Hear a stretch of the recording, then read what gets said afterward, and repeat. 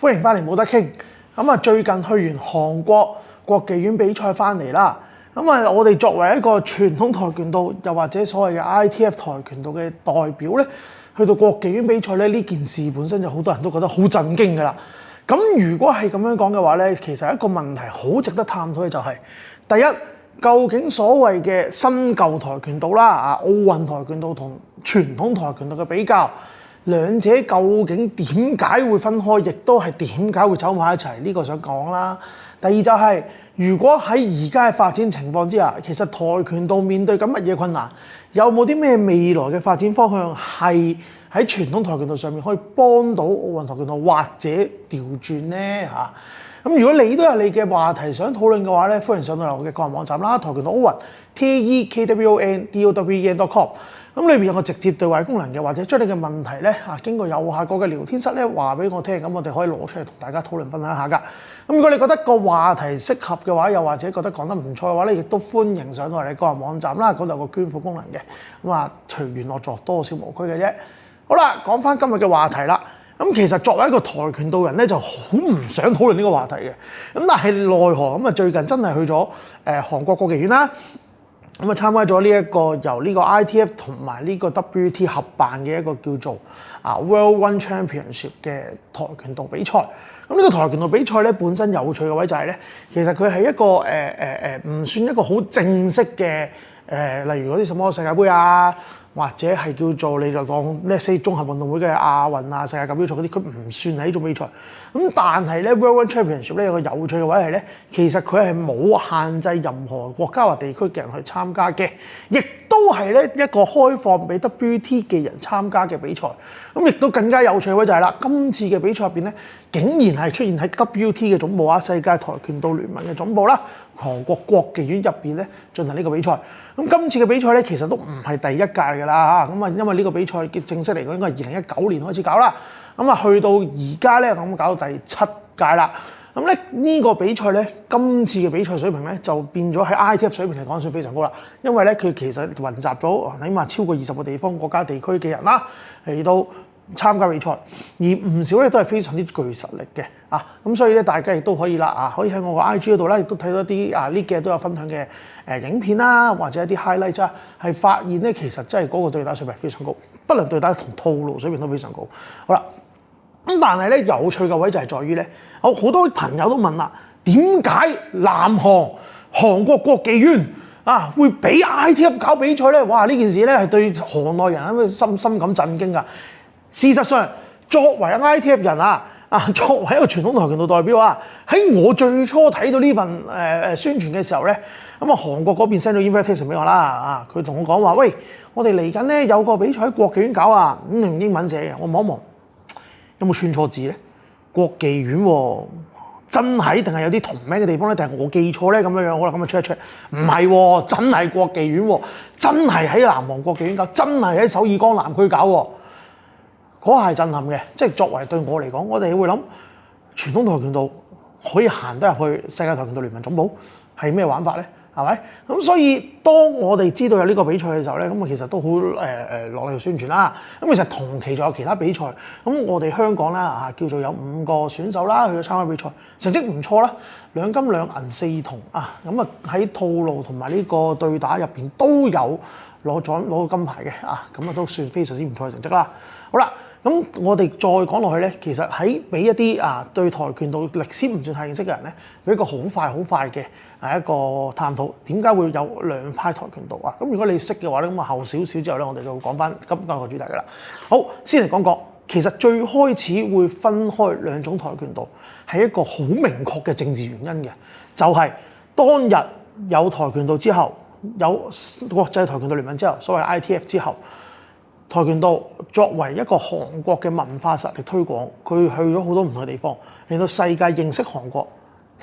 最早嘅期嘅宣傳方法就係跆拳道 ，OK？ 因為當時朱雲體將軍跆拳道始創人帶住軍隊表演隊去到世界唔同地方表演跆拳道去推廣韓國文化，跟住然後派咗唔同嘅教練去到唔同嘅地方，去到當地駐地教學呢件事咧，其實咧係令到跆拳道出名出得好快。而同一時間，個韓國出名出得好快。咁跟住韓國人當時嘅總統朴正熙就睇，喂，呢一個咁嘅組織其實可唔可以據為國有咧？收歸國有啊，俾國家去使用啊。咁然後崔永起將軍就覺得唔啱喎，唔應該喎，佢應該係一個民間組織喎啊。於是乎兩個人就拗交，係咪？跟住然後咧，崔永起將軍流亡啦，離開咗韓國啊，亦都冇再翻去南韓啦。而呢個時候咧，當時嘅南韓政府咧就決定開另一個新嘅部門啊，另一個新嘅總會去到接管跆拳道，分別就係韓國國技院同埋世界跆拳道聯盟。咁佢哋要將跆拳道收歸國有好簡單，第一就係作為一個國家嘅宣傳工具啊，因為的而且確啊，去到韓國去到外地，好早期嘅時候，大家認識嘅跆拳道 ，OK， 不論係在於文化實力啦，甚至係真係戰場上應用啦，啊，韓國係用跆拳道作為一個宣傳嘅手法，好常見嘅。第二，當日佢哋申請奧運之後啊，佢哋喺主辦奧運啦，漢城奧運會，佢哋係希望有一個自己嘅武術可以，自己嘅運動項目可以擺落去呢個奧運會入邊。咁佢哋就將跆拳道擺咗喺奧運入邊。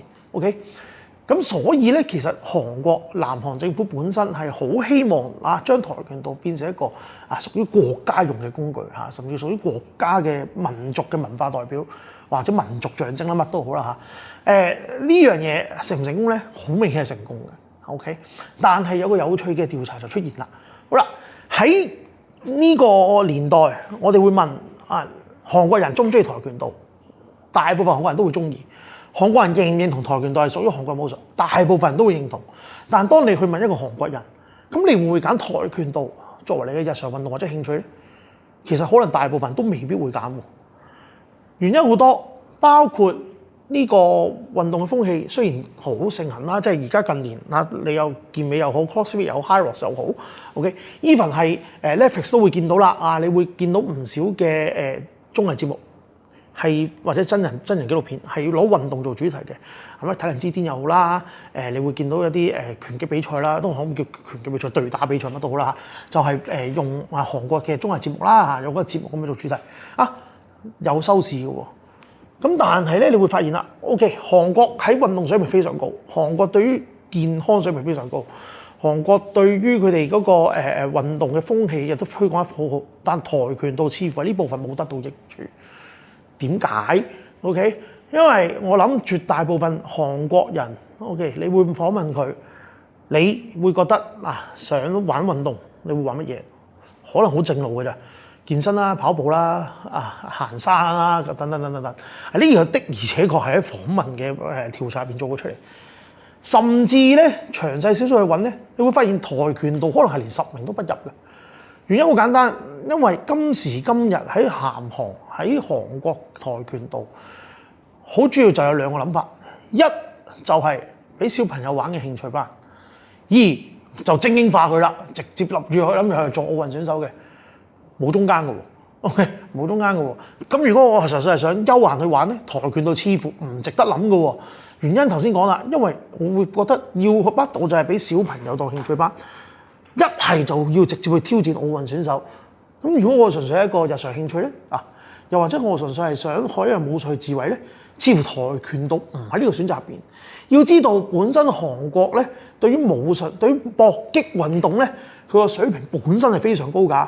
乜嘢？例如本身韓國有自己嘅UFC 比賽嘅選手啦 ，OK， 韓國自己有自己 MMA 比賽啦，韓國亦都有唔少武術運動係非常之出名啦，包括拳擊啦，包括柔道啦，啊，包括摔跤啦，韓國都係非常地厲害嘅 ，OK， 咁但係咁你話跆拳道勁唔勁？咁韓國跆拳道你話而家係咪真係最勁嗰隊咧？都值得質疑喎，因為附近嘅中國隊已經好強啦。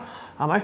仲有外國其他唔同地方嘅，包括係歐洲嘅英國、美國啦，歐洲嘅英國啦嚇，美洲嘅美國啦、加拿大啦，都有好多好強嘅選手係出現，係挑戰緊韓國地位。OK， 好啦，而更有甚者就係咧啊，作為一個傳統跆拳道嘅人，我哋眼見嘅就係 WT 跆拳道、奧運跆拳道，好明顯俾人感覺就係佢係一個運動化咗嘅武術。甚至佢幾乎得翻運動，而不是一樣武術。OK，咁呢個容後再講，可以值得講多少少，係咪？咁但係呢一件事，我諗唔好作為一個行內人啦，你試下睇去問行外人啦，對武術冇乜研究嘅人，對跆拳道嘅諗法可能就係我小朋友玩嘅咯。小朋友覺得學下功夫會玩下嘅嘢咯，咁問你個大人，咁你會唔會揀啊？唔會啊，點解啊？其中一個面對嘅問題就係，先唔講佢好唔好打，好大部分嘅跆拳道學校、跆拳道道場、跆拳道訓練地區啊、訓練班，好多係俾小朋友而唔係俾大人玩。咁啊咁嘅情況之下咧，就有一個問題就係，咁大人玩乜嘢啊？我想學跆拳道，我一個大人我想學跆拳道，冇大人班喎，咁我跟小朋友班玩，係咪？唔係唔得，我好愛小朋友梗係得㗎，係咪？我好中意嗰樣嘢，跟住小朋友學我都唔介意我。但係有冇人中意到咁樣樣咧？如果我係一個新手，我係一個新到啊，我係真係新到乜都唔識嘅，我咪願意咁開心地去跟住小朋友一齊玩咧？老老實實，絕大部分大人上嚟我呢度上堂都會問一個問題：你上跆拳道班係咪要同小朋友一齊上？好多都會問，咁我就話唔係，我呢度主要真係開大人班，大人班就係大人班，大人班就係大人嘅啫，係啦，細極都中學 ，OK， 中學生都冇人點收嘅呢度，仲要係啦，咁所以你咁樣計嘅時候咧，你會發現咧，事實上大人會抗傷嘅就位就係，其實佢會諗嗰樣嘢唔係啱唔啱佢玩啊，係佢有冇得玩啊？而家佢連玩嘅機會都冇咗，喺韓國嘅調查都係出現呢個問題。韓國點解而家會多咗人去接觸傳統跆拳道？其中一個原因就係傳統跆拳道嘅班多咗，而傳統跆拳道嘅班咧，佢最早期唔好話最早期啦，喺2003年打後啊，南韓開始有翻傳統跆拳道，開始有翻 ITF 去推廣去宣傳嘅時候，其實好早期教嘅對象係教大人先嘅，原因好簡單啫，我唔教大人，我邊同佢教練教咧？係咪？我唔教咁多大人，我邊度有咁多教練可以俾我出去推廣呢個武術運動咧 ？OK， 好啦，咁為咗係咁嘅時候咧，最初其實個目標都係教大人先，絕大部分武術都係教大人先，唔會教小朋友去打交㗎，老老實實。係咪？絕大部分武術都係由大人開始教起㗎，教完之後就發現咧，其實小朋友都可以玩，咁亦都係因為小朋友 market 比較大，咁所以咧就會大家 focus 去，喂，其實可唔可以教小朋友令到佢可以有啲有個興趣玩，繼而有啲成績攞到翻嚟，繼而先再諗後邊什麼升學啊，對佢個人成長有冇好處啊？呢啲好好奇嘅嘢嚟㗎啦。OK， 但係最初就係咁，我冇得玩。OK， 好啦，大人要有得玩，咁跟住然後咧變咗好多想學跆拳道嘅人咧，就去睇，喂，其實原來有多一樣跆拳道可以玩。OK。而呢一個最現實嘅情況就係咧，頭先我講過問題啦。喺韓國喺全球嘅風氣，講緊做運動做得咁劇烈嘅時候，係咪你而家幾乎身邊你好容易就揾到啲人就話去準備緊去玩 High Rocks 或者玩個 High Rocks 之前嘅什麼 Spartan 嗰啲比賽又好，係咪嚟緊可能有啲大力士嘅比賽又好，喂，好多人都好樂意去參加。就算唔講呢啲啦，我就係講馬拉松啦，係咪？而家馬拉松多到要截人啊！多到要抽籤啊！以前邊使㗎？你報名有得參加㗎啦，係嘛？咁你參與人數多到咁樣嘅時候，好多人關注健康、關注身體去做運動，而跆拳道好似冇分享到呢一份呢個潮流入邊嘅利益分紅乜都好啦。如果你作為一個產業去睇跆拳道喺呢一點，其實係相當蝕底，甚至退步，甚至落後緊，係嘛？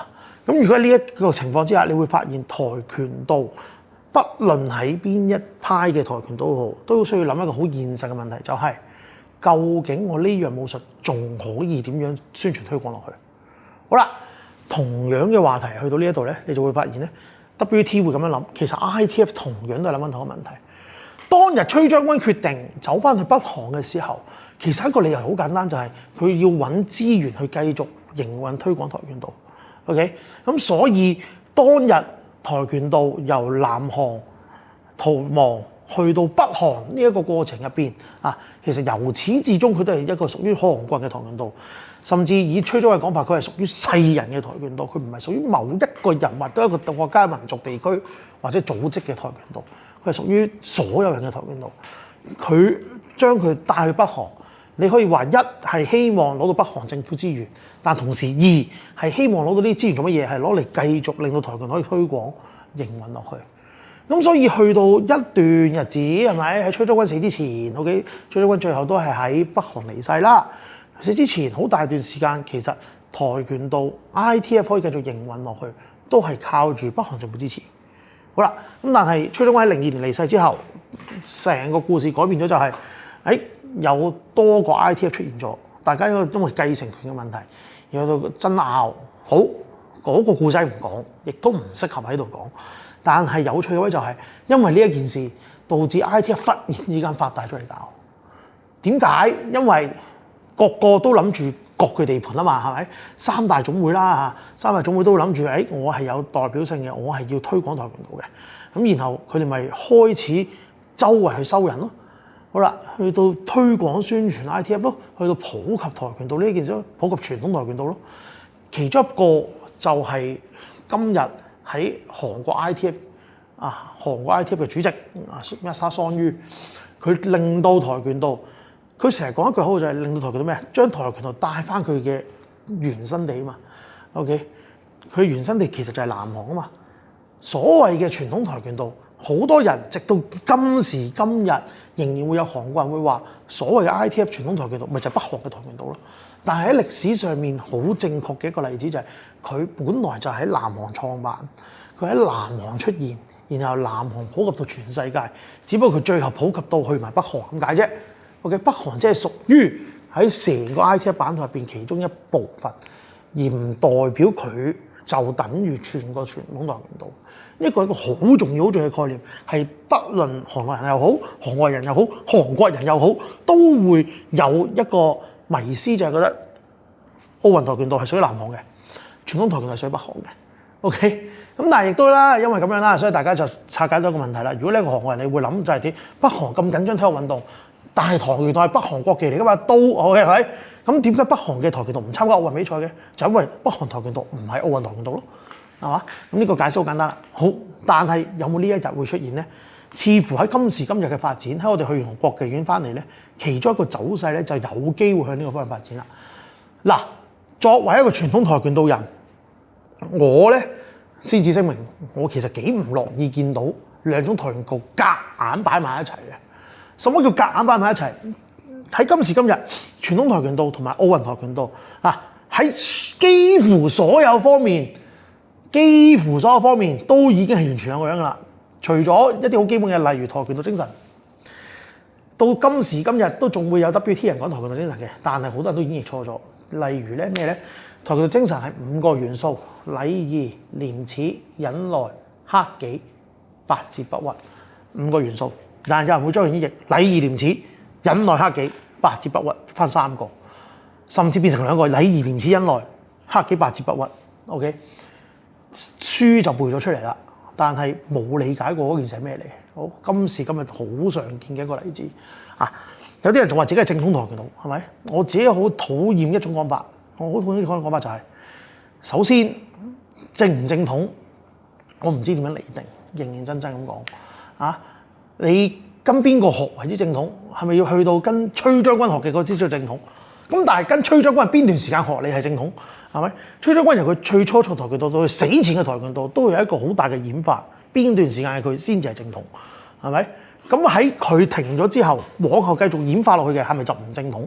係咪？呢個係一個好奇怪嘅概念嚟嘅。所以我唔係好特別中意話我強調自己係咪正統？用傳統呢個名，我覺得會比較合適。係咪？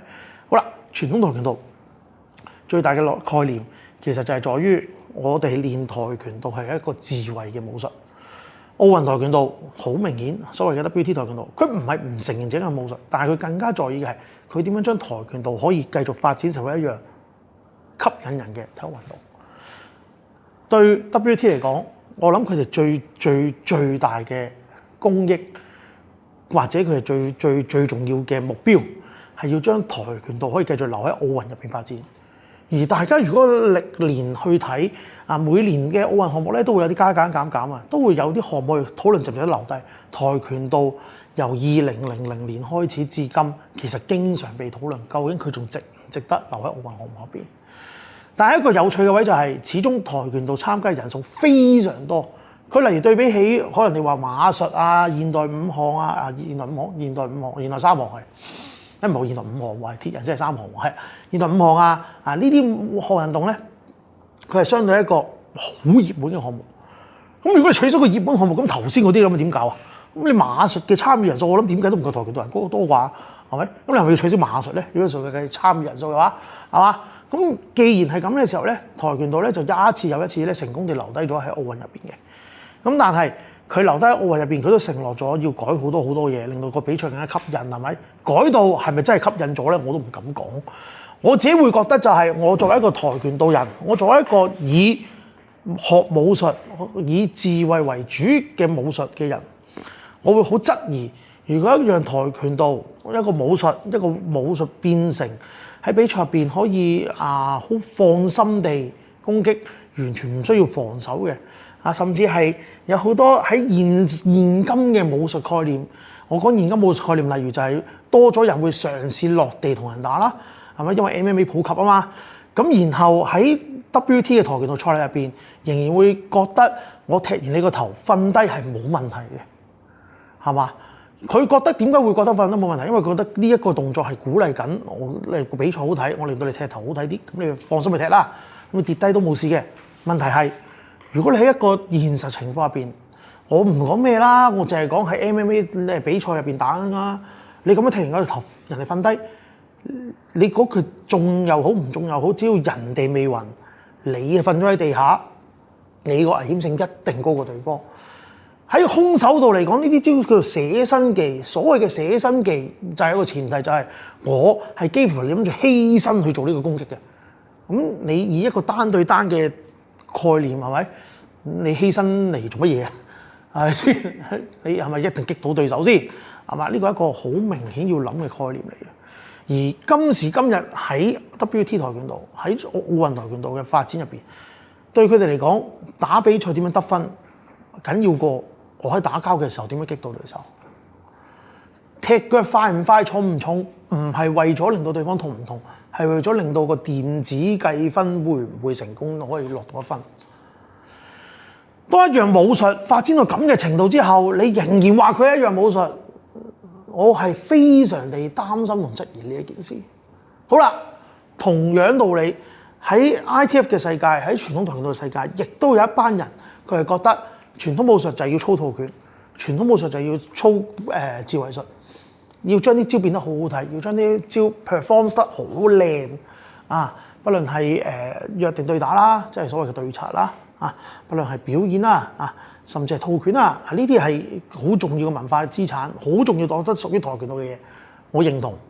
但係當你嘅訓練目標只係為咗令到自己動作變得好睇，令到人哋覺得哇好靚啊，拍晒手咁樣，咁又點咧？作為一樣武術，如果你冇智慧嘅功能，你嘅目標唔係諗住人哋打埋你嘅時候，你點樣擋、點樣打、點樣逃走，你智慧啲乜嘢嘢？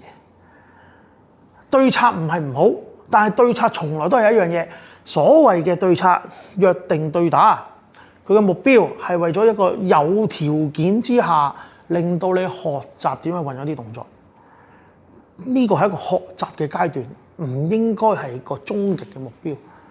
就等於如果一個學人學詠春，由頭到尾只學黐手，對住一啲唔會同你黐手嘅人，你點樣打？對住一個直接同你起腳嘅人，你點樣打？冇學過你就會唔識。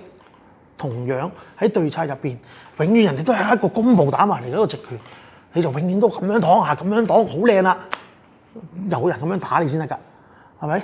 嗰個只係一個模擬嘅對打，去俾你建立一個有對打嘅概念，而你將嗰件事變成一個目標，變成一個目的，完全冇意義，完全失去咗武術嘅意義。咁所以當兩樣嘢行埋一齊，傳統跆拳道同埋奧運跆拳道行埋一齊，其實有幾樣嘢可以做得好好嘅。第一樣嘢就係，起碼互相認識下，大家嘅發展係發展緊咩回事。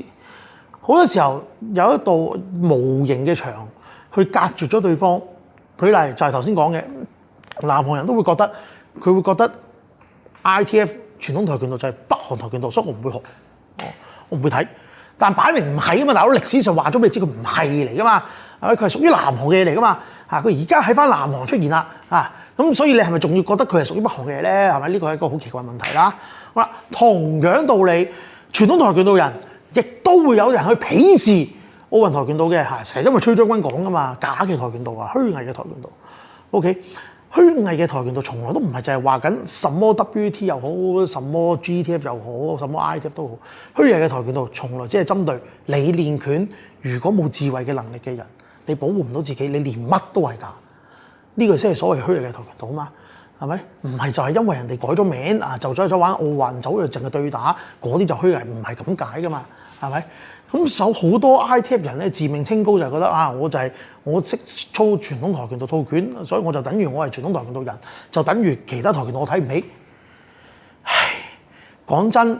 會睇唔起跆拳道嘅人，從來都係跆拳道人自己係睇得最傷嘅。其次，會睇唔起跆拳道嘅人，就係同個跆拳道打或者睇過跆拳道打之後覺得跆拳道冇料嘅人。而喺武術嘅世界，喺功夫嘅世界，係咪？所謂一樣武術有冇用有冇料，就係佢打出嚟能夠保護到自己，打出嚟冇威力。而最傷心嘅一件事係嘛，就係當跆拳道訓練出嚟嘅人，去其他嘅武術去比賽，好多時候係一個劣勢多過一個優勢。呢樣係一個好公認嘅現實。喺一啲網友留言入邊都講咗一啲好有趣嘅分享，就係話唔敢講學奧運跆拳道、學 WT 嘅人，好多走咗去玩 ITF， 好多走咗去玩傳統跆拳道。但係好多學 WT 跆拳道嘅人，大個之後走咗去玩其他武術。反轉係少嘅，相對少係學其他武術嘅人走翻去學跆拳道，呢樣係少嘅，非常少。嗱，我係好彩嘅，喺我嘅班入邊咧，有幾個學生都係有泰拳出身啦，有詠春出身啦嚇，佢哋有博成添係啦，就係為咗話想試下學踢腳，可欣賞下用腳嘅技術嘅功夫嚟到學傳統跆拳道啊，亦都想知道下傳統跆拳道同埋奧運跆拳道最大嘅分別係啲乜嘢嘢 ？OK。對於腳嘅機制啊，對於踢腳嚟講，點解大家會咁唔同？點解大家嘅威力會爭咁遠 ？OK， 咁呢一樣嘢的而且確係有佢個內容喺入邊嘅啊，有佢原因喺入邊嘅。咁但係今日就唔講呢個話題。講到尾，我覺得兩邊跆拳道會行得埋一齊咧，最大好處就係你要維護翻跆拳道呢一個名，一個外人。家長又好，唔識武術嘅人又好，對佢嚟講，跆拳道就係跆拳道。我不論你 WT 又好 ITF 又好，跆拳道就係跆拳道，唔打得就係唔打得。OK， 一下就會覺得跆拳道唔打得，係嘛？對邊都死。頭先講嘅喺今時今日，你會做運動，你會學一個武術嘅時候，你揾嘢興趣嘅時候，跆拳道唔屬於一個好開頭會揀嘅。even 喺韓國都係咁嘅時候，你覺得喺其他地方會變成點？係咪？喺其他地方，你跆拳道唔係一個好 first priority 嘅一個武術或者運動，名氣唔夠，你唔係話名氣唔夠啦，相對個象徵意義唔夠大啦，係咪？人哋南韓中意跆拳道，因為跆拳道係屬於南韓嘅。咁你香港人做乜要中意跆拳道咧？係咪？冇意思㗎嘛！佢點解要中意跆拳道啊？咁你如果係咁嘅話，咁你點樣宣傳推廣跆拳道咧？係咪？咁呢一個我覺得係好值得大家去諗嘅。而我覺得就係要令一樣武術可以繼續有效地。可以推廣到令到人哋學嘅啊？點解 MMA 會紅得咁快？因為 MMA 一睇就覺得佢打得啊嘛，係咪？你唔好理點解啦，總之一睇就覺得佢打得，睇落幾好用，睇落幾好打。跆拳道你做唔到呢個效果，你只會俾人哋比下去，啱唔啱啊？所以作為一個跆拳道人，作為一個中意跆拳道嘅人，我覺得不論係 WT 又好 ITF 又好，最緊要嘅係你有冇諗清楚自己學緊嗰樣嘢係為咗啲咩去做？你有冇諗清楚自己嘅目的係去做乜嘢？如果你純粹係為咗去奧運爭金牌，其實我完全覺得冇問題嘅，真心嘅，你咪運動化佢咯。我覺得 ITF， 我作為一個 ITF 傳統跆拳道教練，我都會去學下究竟 WT 嘅人啊，佢點樣可以提升佢哋踢腳出道啊？佢用咩唔同嘅訓練器材啊？用咩唔同嘅訓練方法，令到佢哋可以有效地啊踢腳踢得好啲。更甚者就係今時今日嘅 WT 對於品勢嘅要求，其實佢哋話去玩傳統跆拳道，佢哋有一個好大優勢，踢腳會好靚㗎。